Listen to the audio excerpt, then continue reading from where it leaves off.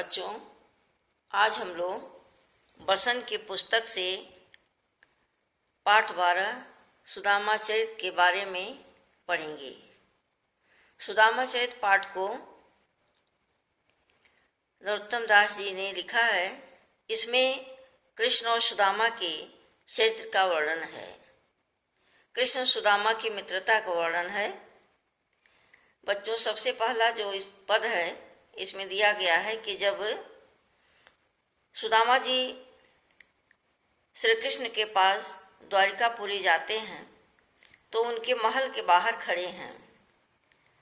वो अपना सुदामा नाम बताते हैं और द्वारपाल से कहते हैं कि जाकर बताओ कि सुदामा नाम का उनका मित्र आया है।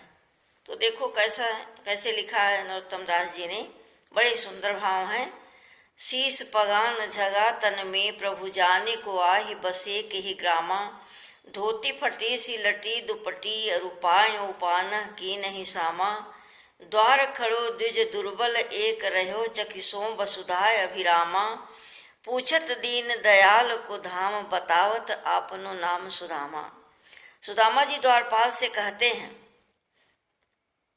कि श्री कृष्ण का मंदिर कहाँ है, धाम कहाँ है, महल कहाँ है।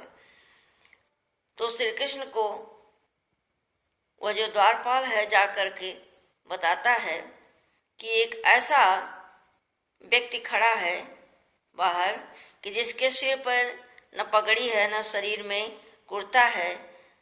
पता नहीं किस गांव का रहने वाला है। धोती भी फटकर तार तार हो रही है। पैरों में भी जूते की सामर्थ्य नहीं, अर्थात पैरों में उसने जूता भी नहीं पहन के रखा है।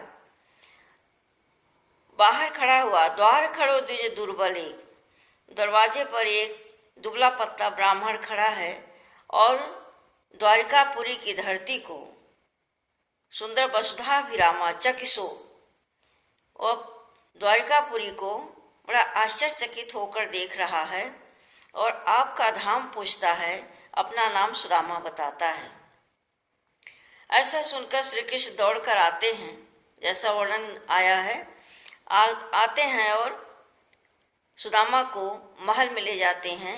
फिर उनको एक आसन पर बैठाते हैं। उसके बाद देखो क्या होता है। उनके पैरों को देखते हैं। वहाँ वर्णन आया है, जब उन्होंने उनके पैरों को देखा तो उसमें विवाइयाँ फटी हुई थी और उसमें कांटे भी लगे थे।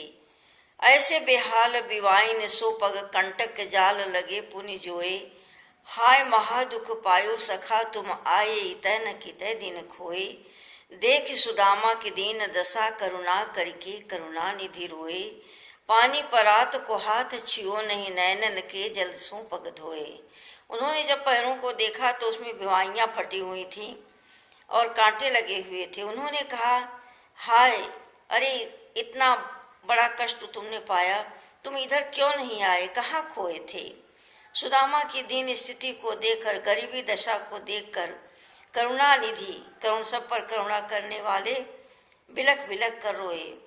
वो इतना रोए कि परात में लाया हुआ पानी जो उनके पैरों को धोने के लिए लाया गया था उसको छूने की जरूरत ही नहीं पड़ी।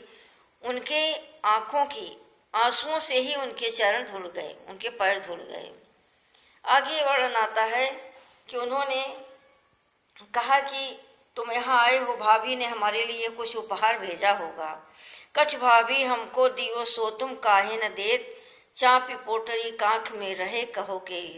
उन्होंने देखा कि सुदामा कोई पोटली अपनी कांख में दबाए हुए है। तब वो कहते हैं कि भाभी ने हमको कुछ दिया है, तुम हमें क्यों नहीं देते।